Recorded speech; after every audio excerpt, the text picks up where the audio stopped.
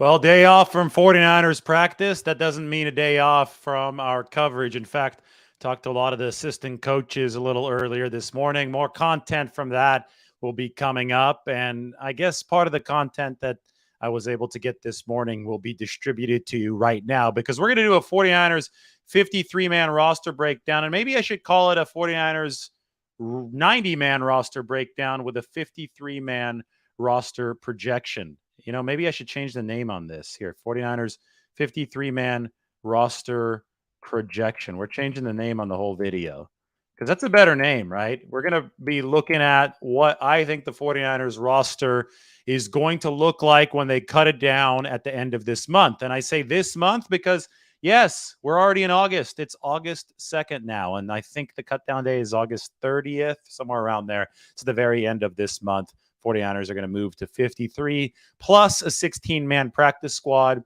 There might be some IR juggling there. By that, I mean you allow a player to make your 53-man roster, then you place him on injured reserve. They did that with Jimmy Ward last season, and then you move forward with a player that you sign to your 53-man roster the next day. So all those maneuvers are possible. We don't know which ones the 49ers will use. The 49ers don't know which ones they'll use yet because it's unclear who's going to be healthy, who's going to be ready to go by the time that the end of August rolls around. That being said, this is why we are doing this exercise to go through the position group, see how everybody is performing, and then make our judgments and our predictions based on that. So I think this is going to be one of those shows that really takes you into the nitty-gritty of training camp. What's happening at each position? Maybe I answer a couple questions after each position, but we're going to go through this QB through the special teams unit, offense, and then the defense. And please, if you're asking a question and I'm in the comment section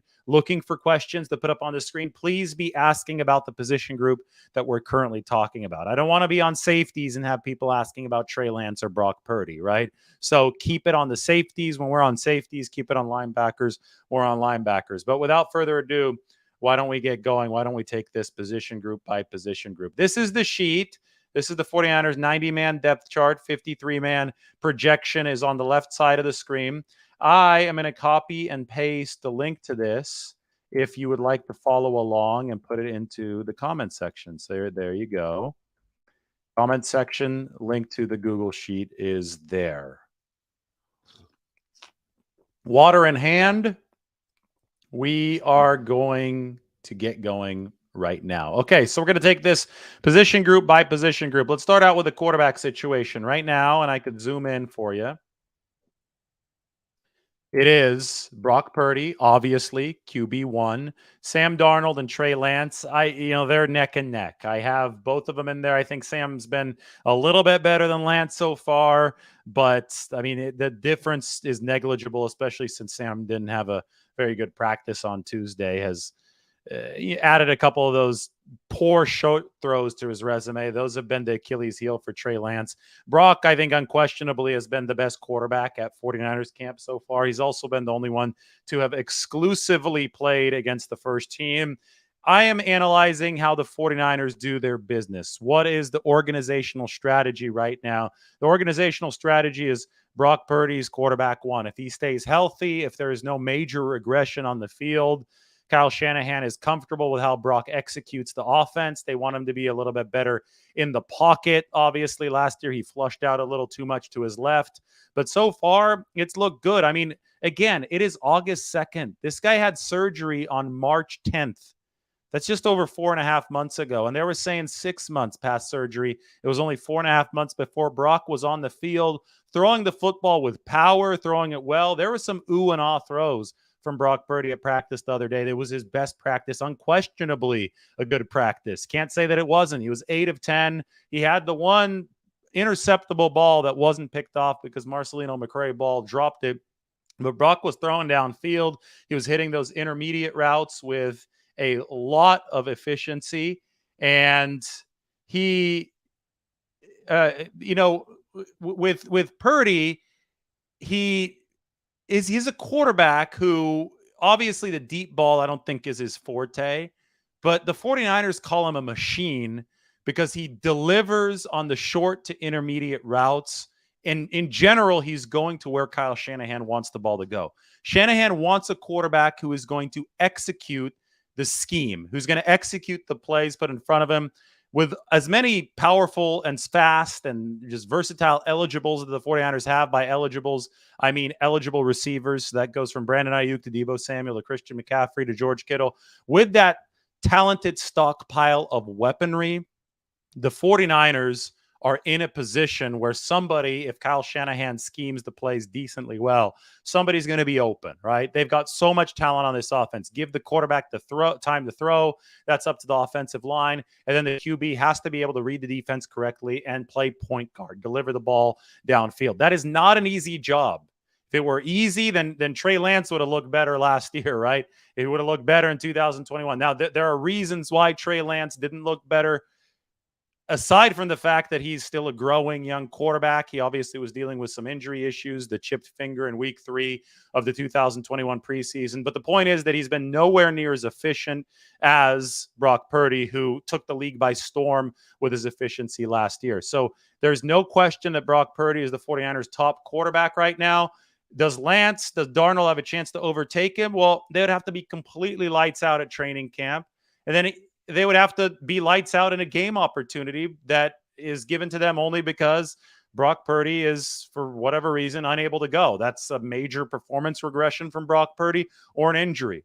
Purdy has, in a meritocracy, Brock Purdy has earned the right to be at the top of the 49ers quarterback group. He played an excellent stretch of football in actual NFL games last year. That matters a lot. But, people who support every individual quarterback, if they support Sam Darnold, if they support Trey Lance, or if we have any Brandon Allen fans out there, you shouldn't be looking at it that way. You shouldn't be looking at it with disappointment that Brock Purdy has cemented his role as number one because of his track record. You should be looking at it as the 49ers have needed a lot of quarterbacks in recent years to get through the season. So they're trying to build as strong of a room as possible. And to build as strong of a room as possible, you can't just be focused on one guy. You have to be focused on 1 through 4. All of these guys need to get some reps. All of these guys need to develop their timing. All of these guys have to establish their value. I'll say something right now that's really, really important. Quarterbacks are currency. Quarterbacks are money. They are currency for a football team. For the 49ers, it should be completely obvious why they're currency, because they've needed quarterbacks to perform. You can't just stick any Joe Schmo in there because the offense can fall apart. Last year, once they saw those injuries hit them, well, they fell apart against the Eagles. Once it got to Josh Johnson, it wasn't pretty. Back in 2018, when they had to go to Nick Mullins and CJ Beathard, it wasn't pretty. So you have to have decent quarterbacks, at least, to plug into the system so that it continues churning productively. So quarterbacks are currency because you need them for their on-field benefit, especially when guys start getting hurt. You need more quarterbacks. So every single quarterback, even the second stringer, even the third stringer, those guys are valuable. But they're also currency because when you get to a roster cut-down situation, other teams might want your quarterbacks, which is why we're talking about Trey Lance so much right now, which is why we're talking about Brandon Allen so much right now. Even Sam Darnold. Obviously, the 49ers don't want to get rid of Brock Purdy. I don't think they want to get rid of any of these guys. I think in a perfect world, the 49ers would be able to stack the room with 4 quarterbacks and just ride that way. And maybe they do that. For example, the 2000 Patriots carried 4 quarterbacks on their 53-man roster. The 4th quarterback was somebody you might know. His name was Tom Brady. It's a lot tougher, I think, now to carry 4 quarterbacks on your 53 just because of the comparative trade-off roster-wise. Even then, it was really tough. Now, gosh, the league has gotten so competitive at those margin spots where you don't want to carry 4 at the expense of taking another valuable special teamer or somebody that can help you out at another position. So that's why John Lynch the other day said that, it's most likely that the 49ers only carry 3 on their 53 and then a 4th on the practice squad. The question is, does Brandon Allen, who was QB2 for Cincinnati in recent years, are you able to sneak him onto your practice squad, or does somebody else poach Brandon Allen? That's where it gets tough. A lot of people talking about the 49ers potentially cutting Trey Lance. Cutting won't work. Trey Lance was awarded a $34 million fully guaranteed contract by virtue of being the number 3 overall pick in 2021. When you get that much fully guaranteed money, a huge portion of it comes by signing bonus. And a signing bonus is amortized for cap purposes. It doesn't count against the salary cap in full. It counts as a portion, a prorated portion every single season. Lance is still under his rookie contract this season and next. So if you cut him, you owe him the signing bonus money against the cap for this season and for next season, which has been prorated, and it all accelerates to hit the cap now. So by cutting Trey Lance now, the 49ers would actually have a $5.4 million cap bill higher than what they had before the cut. You can't do it. It costs more to cut him than to keep him. You can trade Trey Lance, sure, because then another team would absorb his contract and it's another team's financial problem. But a trade is a whole lot different than a cut. And some people are talking about the 49ers cutting Trey Lance. There's no way in hell that that's going to happen. They might trade him. They won't cut him. And I don't think they want to trade him because he's playing well in training camp. He still has his flaws. There still is the short game that needs to be corrected with consistency. He needs to be so much more consistent on some of those short passes. But Trey's throwing a lot of nice intermediate balls. He's throwing one nice deeper pass this training camp. It looks like his feet are better. It looks like his release is better. He's carried over some of the mechanical improvements that he made with Jeff Christensen in the offseason. He's carried those over into live action and training camp. Those are all positive things for Trey Lance. And when the 49ers first drafted this guy in 2021, they realized he was going to be a project. They realized he didn't have a lot of experience. Now, injuries have put this Trey Lance developmental train on a little bit of a hiatus. It's going again now, but in 2021, he had the chipped finger. In 2022, he broke his ankle. So he's probably a full year behind in the development trajectory that the 49ers had initially planned out for him in 2021 when they drafted him. The big issue here for Trey Lance is that Brock Purdy has emerged since the last injury happened. And Brock Purdy has demonstrated that he's a better quarterback than Trey Lance. Does Trey Lance have potentially a higher ceiling than Brock Purdy? Sure he does, but he hasn't reached that ceiling yet. So Purdy's better right now, and Trey Lance's floor is definitely a lot lower than Brock Purdy's. So Lance is in between this rock and a hard place. By extension, the 49ers are between a rock and a hard place. But guess what? It takes more than one quarterback to have a good team. So Trey can be the backup for the 49ers that still has a chance to get a lot of playing time. So it's still imperative that they develop him because he can still get to what they hope that he would be at if he can stay healthy. The book is still open on Trey Lance. It's not closed. We're just in this funny developmental window that has closed, but not fully. It's closing. We'll put it that way, but not fully. The 49ers still have some time, but it certainly doesn't make sense for them to cut him because it would be more expensive to cut him than to keep him. Anyway, I know I've spent, a good 10 minutes here on the 49ers quarterback situation. This is what it looks like right now. Lance and Darnold are interchangeable. In fact, to give you your jollies, I'll move Trey Lance into this spot right here. And we'll put Sam Darnold into the third spot right there. To me, that's not determined yet. And in terms of the larger 53-man roster, it doesn't matter because I think the 49ers will carry 3 quarterbacks. Why will they carry 3 quarterbacks? Well, because there's a new rule, the third quarterback rule reintroduced in NFL that says you could use a third QB as an emergency QB in case these 2 guys get knocked out, and this third QB doesn't have to count against your game day 46-man roster. The only way that third QB is eligible to do that is if he's on the 53-man. So the 49ers are incentivized to carry 3 QBs on their 53-man roster this year. All right, quarterback questions. I'll take 1 or 2 of them.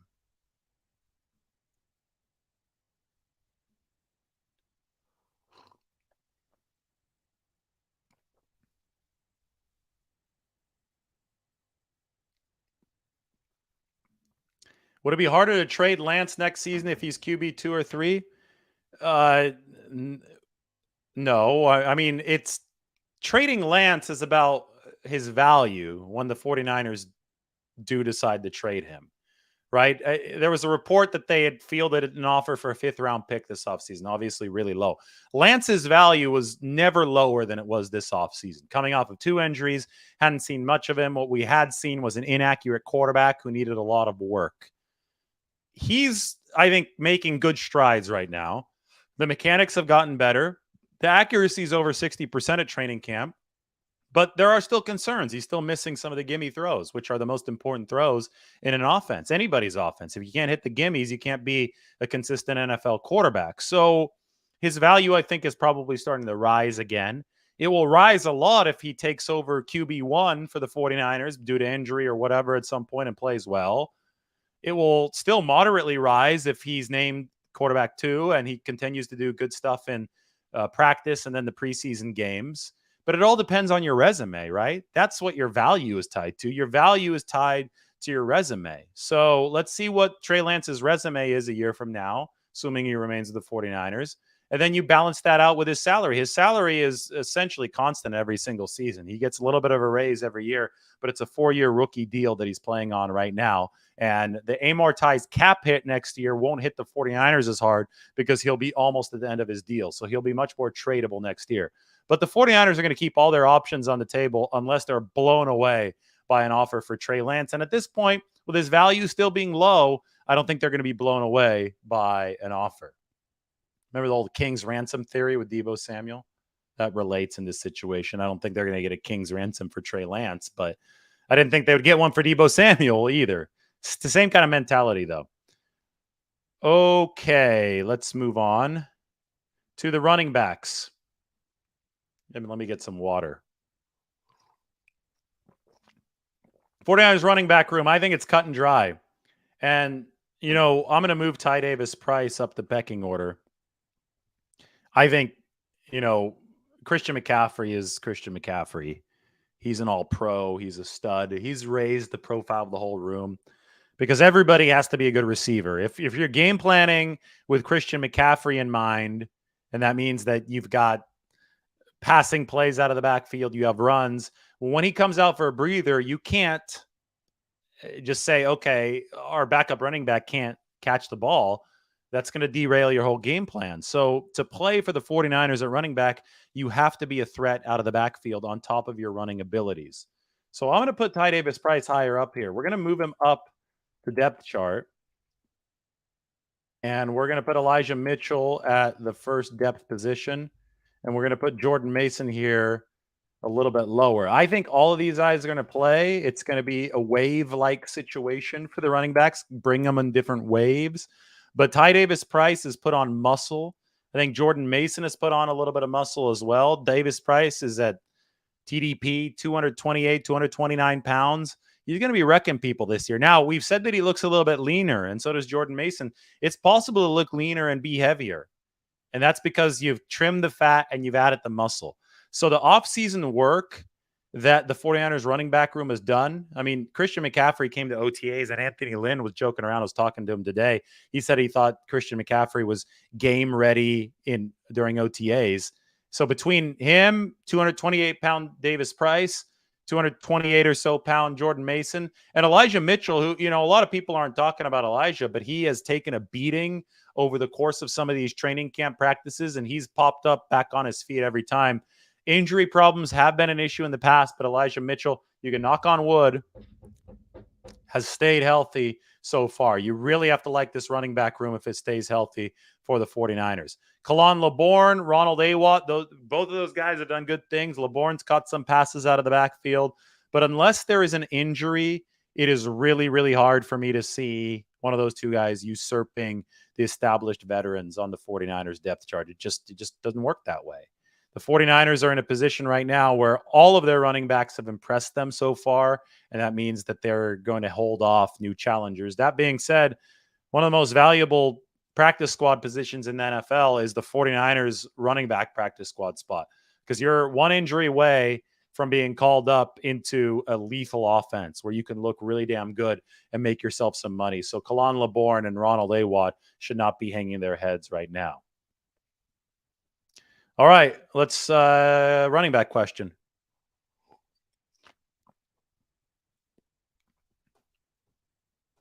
K-Dubsville says it's the best running back room in the league by far.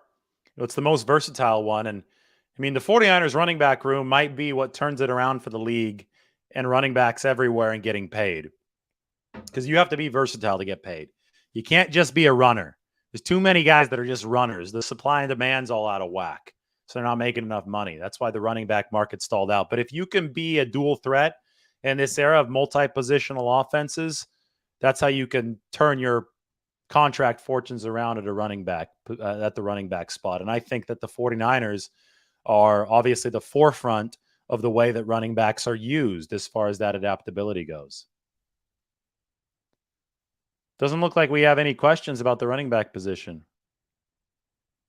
Jason has one. TDP over Mason. Isn't this like a Trey situation? Mason has the edge until Davis Price proves it. I'm not so sure. It's not like Jordan Mason was the starting quarterback last year, winning a bunch of games. I mean, Jordan Mason had some nice runs. He iced some games down the stretch. But that's an apples and oranges thing. I think whoever looks better in preseason, whoever looks better in these practices is going to end up getting the nod. Simple as that. Same thing with Brock Purdy. Let's remember this. If Brock Purdy looks better than Trey Lance and Sam Darnold in practice, because he's working against the first team defense, that's a lot harder than getting a lot of reps against the twos like the other guys are. If Purdy looks better, he's the quarterback. It's not, Purdy did all this last year. He automatically gets it. No, the 49ers have said Purdy did all this great stuff last year. Lance and Darnold did not do all that great stuff last year. So Purdy is the leader in the clubhouse because based on what he did last year, he's the better quarterback, right? So by just logical extension, if he's the better quarterback, he should be better in camp. We've already seen that Purdy is better than Lance and Darnold. Lance and Darnold have ground to make up to catch Brock Purdy. Purdy's better with delivering to the spots in Kyle Shanahan's offense that need to be delivered to, with methodical consistency, with a quick release. He hits the gimmies. If Trey Lance starts doing that consistently, you can have another discussion about who might be better in the offense. But so far, he hasn't done that, right? So that's why Lance and that's why Darnold are competing for the second quarterback spot. All right, thanks for your question, Jason. We'll move on to wide receivers and tight ends. We can combine these guys because I think that they should be combined. The way that the 49ers receivers block, the way that their tight ends catch. This is a multi-positional football team.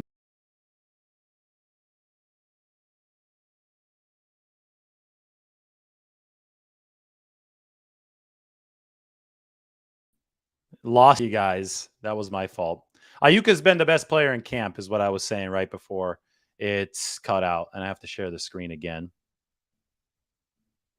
Just give me a second. There we go. Right here. Brandon Ayuk has been the best player, at least offensively, in training camp. I mean, he had that day on Sunday with 3 touchdowns in the red zone, another touchdown in the open 11-on-11 period. It's really hard to cover Brandon Ayuk. Wiry strength. He bounces up and down the field. I mean, Debo has come in great shape as well, much lighter than last year. D'Shawn Jennings is still pissing defenses off. He was at the center of the big fight the other day, first day with pads. Your top 3 are set for the 49ers at running back. Your top tight end is set in George Kittle. Who's going to be tight end 2, though? Who's going to be wide receiver 4, 5, and 6? Well, Ray McLeod's fast as hell. Ray McLeod's going to make this football team. Danny Gray's been doing some nicer stuff, has been making some catches. But boy, both Danny Gray and Ronnie Bell, the 7th-round rookie, they're going to be pushed hard by Tay Martin and Chris Conley. To the point where I almost want to insert Chris Conley into this mix for the 49ers. He's been making some plays. He has got an especially good rapport with Trey Lance. This is a 30-year-old receiver who's an absolute burner. 4.3 speed coming out of college several years ago, but he's also a good run blocker. And when you talk about Kyle Shanahan's desire to blow the top off of opposing defenses, well, Danny Gray can do that. Chris Conley, I think, has the speed to do that. But run blocking, that's what the 49ers do first. Their identity is built in the ground game. So Chris Conley has a really good shot to make this roster, either over Ronnie Bell, maybe over Danny Gray. Tay Martin has got a good shot to make this roster. He's been impressing this training camp. Willie Snead, Daz Newsome, Isaiah Winstead, I don't think as much. So I'm looking at Martin and Conley. But this 49ers receiving room is deep, and there are going to be some spirited battles to the very end. As far as tight end goes, 49ers are looking for that compliment to George Kittle. Willis and Latu, they're in that meeting room, and Brian Fleury, the 49ers tight ends coach today, joked around. He said, sometimes I have to tell George to shut up because George is like a coach in the room now. So they have Fleury and Latu have the tremendous opportunity to learn from the best in the game as far as blocking and receiving combination ability goes in George Kittle. And I'm sure they're doing that right now. All right, receivers, tight ends. How about some questions?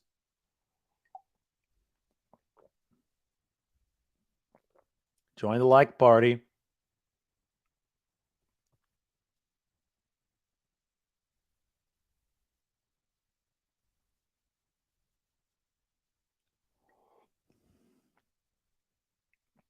Saw some of Conley's catches on the sizzle reel. Good receiver.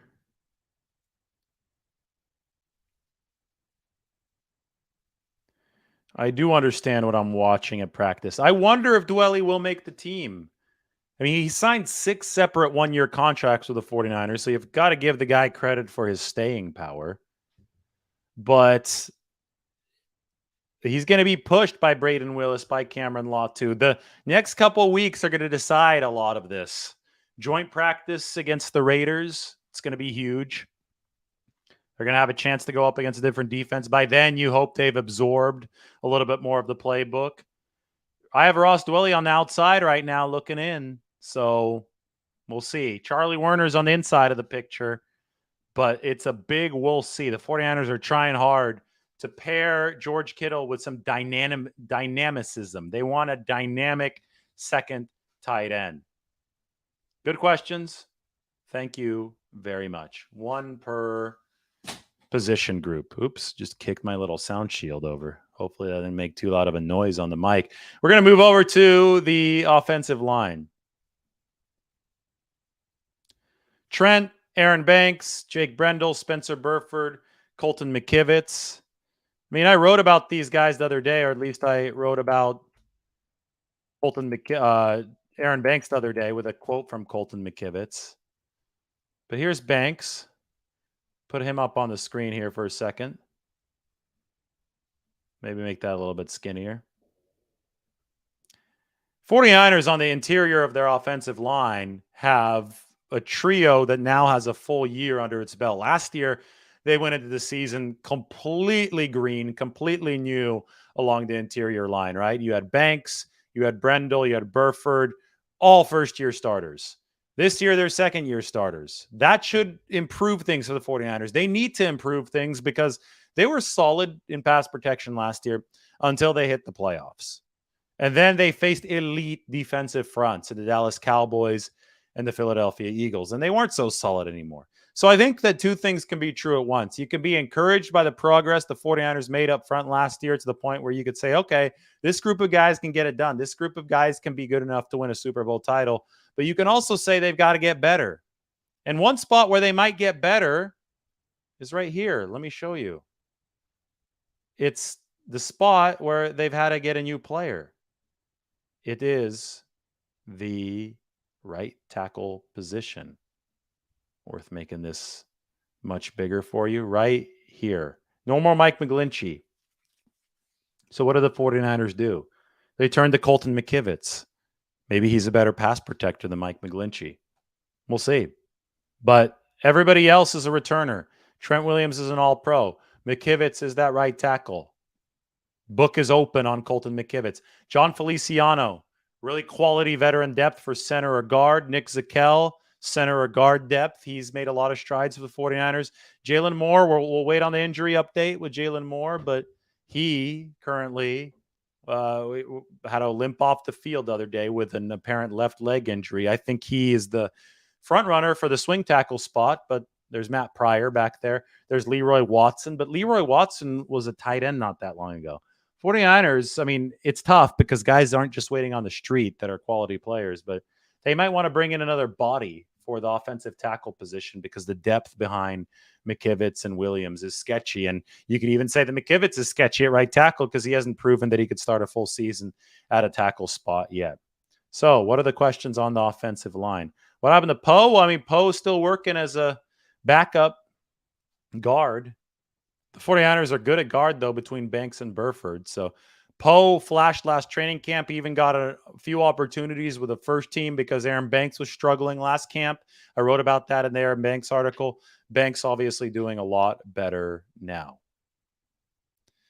I don't think that Joey Fisher will make the team, but I think he'll make the practice squad. Just not enough room on this football team unless he beats out somebody like Nick Zakel to make a 53-man roster because they're probably only going to take 8 offensive linemen. If they do take 9, it's because one of these guys on the outside looking in has just blasted the door down. And I haven't seen enough from Il Manning or Corey Luciano or even Leroy Watson to think they're going to blast that door down. Keith Ishmael, I think, has been responsible for a fumbled snap.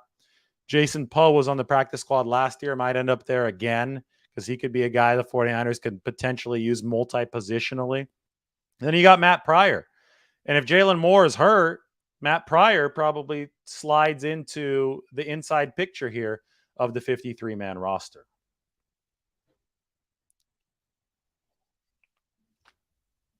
All right, we're doing this breakdown. We're going to move on to the defense. Defensive line. Bosa, Armstead, Hargrave, Drake Jackson, Cleveland Farrell, Kevin Givens, Javon Kinlaw, Robert Beal Jr., who I really haven't heard much from yet in camp. Kalia Davis, Kerry Hyder. You know what I've heard from, and this is promising. This is a guy that I have him at the wrong position right now, too. Kerry Hyder, too, I have at the wrong. Kerry Hyder played mainly defensive tackle last year. He's a really versatile lineman. Hyder's been playing mainly edge this year. So what I'm going to do is I'm going to move Robert Beal Jr. to more of a practice squad candidate because I haven't heard all too much from him. So we're going to erase Robert Beal Jr. We're going to move Kerry Hyder Jr. into an end edge spot. And obviously Hyder is not a rookie. So we can erase this yellow highlight from his name. And Spencer Wagee, the rookie out of North Dakota State, has certainly impressed. We're going to put Spencer Wagee on the inside of the 53-man roster. And we're going to move Robert Beal Jr. out to a practice squad projection. That's the movement that I think I've seen so far along the defensive line in this training camp. Let's give Wagee a nice yellow highlight. Boom, there you go. Today, in talking with Chris Kasarik, I found out that Spencer Wagee for sure is going to be a defensive tackle for the 49ers. That's why I just switched his position. He played edge for North Dakota State, but he bulked up from about 270 to 290 in the pre-draft process because he said that he had a better chance of being a good NFL defensive tackle. We'll see if Wagee is right. The 49ers agreed with him, and now they have him on the interior. He has made some plays. Now, if you go back here, they also have Taco Charlton. I have him listed as a tackle, but he's a defensive end. I just didn't have room for him. So maybe Taco Charlton makes a push to make the roster. There's a couple empty spots here that are possible. They've got a lot of edge rushers, right? But a lot of unproven edge rushers. Robert Beal Jr., Austin Bryant, Alex Barrett, who made a play or two the last practice, Daryl Johnson, tall edge rusher, also tall edge rusher, Taco Charlton. A lot of guys that can make their mark and make this roster. Next 2 weeks are going to be absolutely critical. It's crowded on the inside as well. Marlon Davidson, T.Y. McGill on the outside looking in. Javon Kinlaw playing really, really good football. He's healthy right now. And they're all behind the fabulous, we'll call it the threesome for now because Drake Jackson's been playing well. He's transformed his body. He's still, the most impressive play at camp was when Drake Jackson was trailing Elijah Mitchell out of the backfield on the zone drop. That speed, stay with the 49ers fastest running back at 260 plus pounds, freshly at that new weight. That was awesome.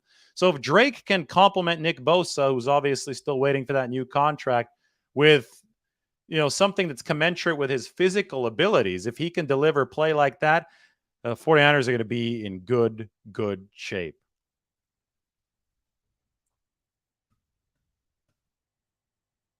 Because you've got so much star power in this trio, and you've got some solid depth, especially if Kinlaw delivers.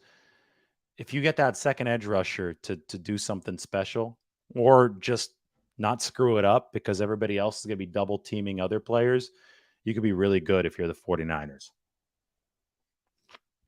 Any D-line questions?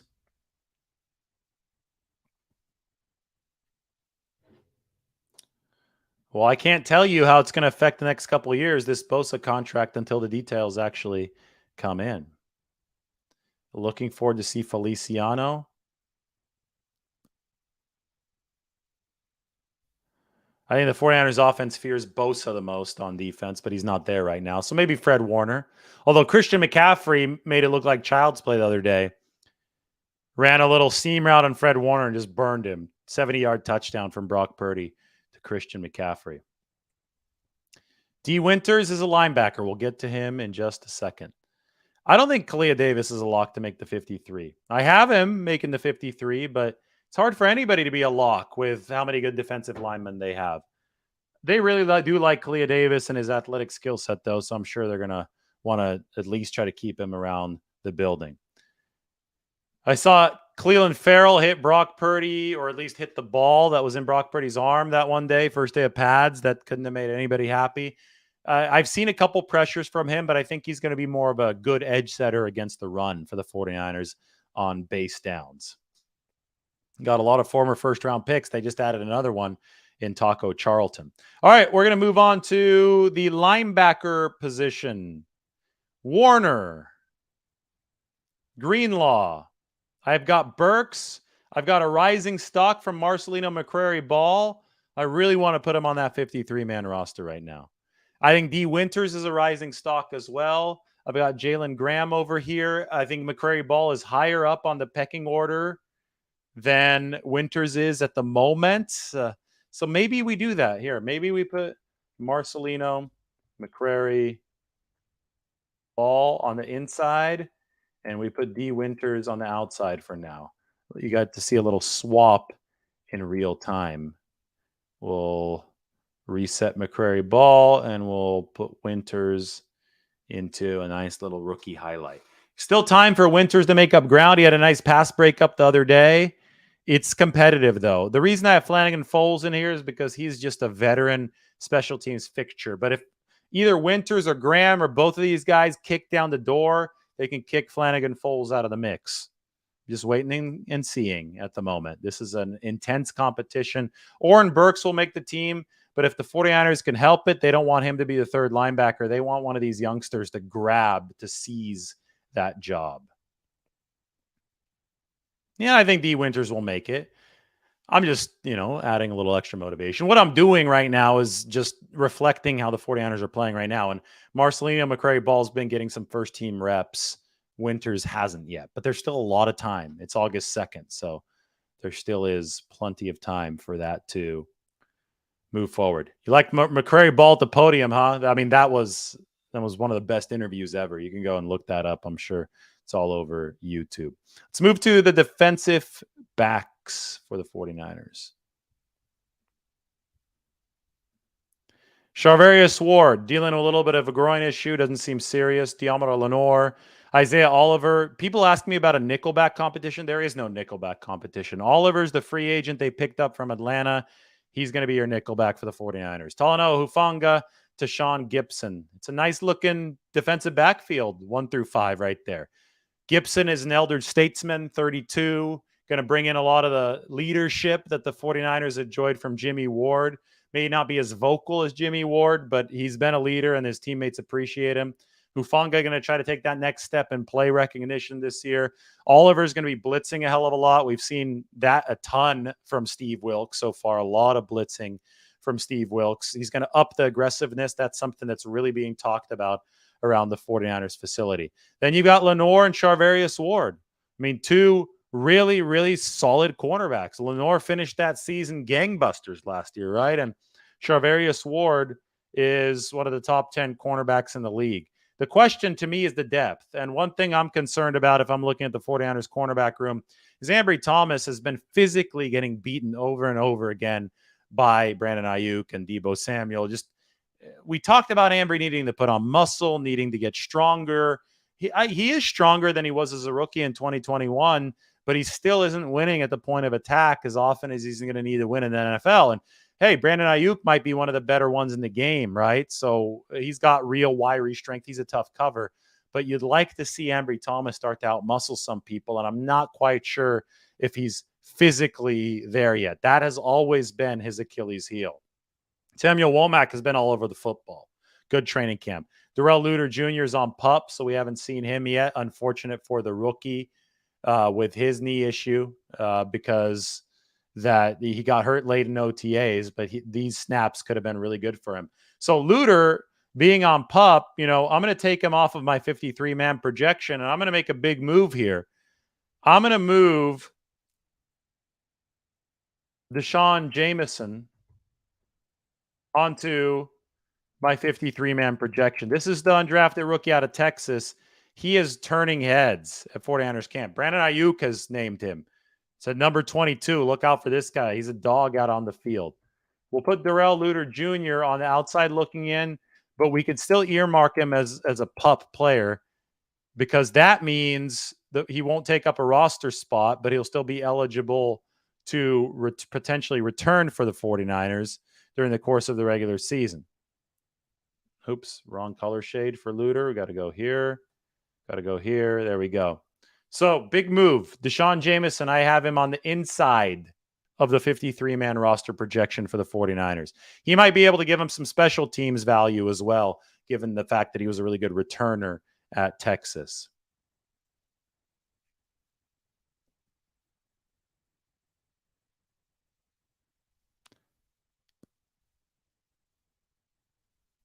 Go ahead. Defensive back questions only right now.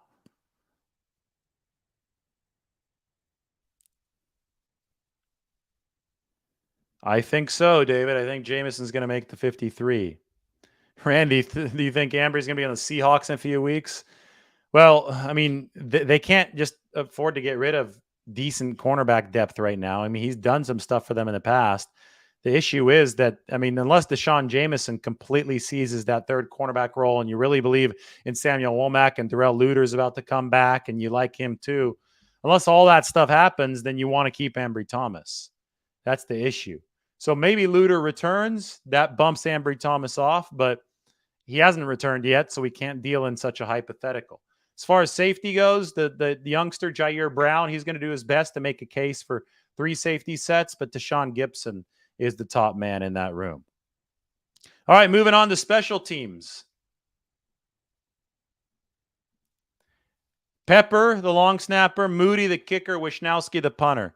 Zane Gonzalez, I mean, just like quarterbacks are currency, good kickers are currency, especially if you have more than one of them. They're going to be able to flip Zane Gonzalez for a draft pick, and it's going to be a genius move from the 49ers front office. He's booting 50-yard field goals. So is Jake Moody. Great problem to have. The 49ers picked up Zane Gonzalez for a 7th-round pick swap. It's a conditional swap, so essentially for nothing. What a good move. He is traded somewhere else. Well, then you pick up some draft compensation for Zane Gonzalez. So that's what the special teams unit's looking like. All right. Hope everybody enjoyed the 49ers 53-man roster breakdown. I don't think you get this anywhere else, this level of projection breakdown. So make sure that you subscribe to the channel, like the video, and we'll talk to you all very soon. Thanks again, guys.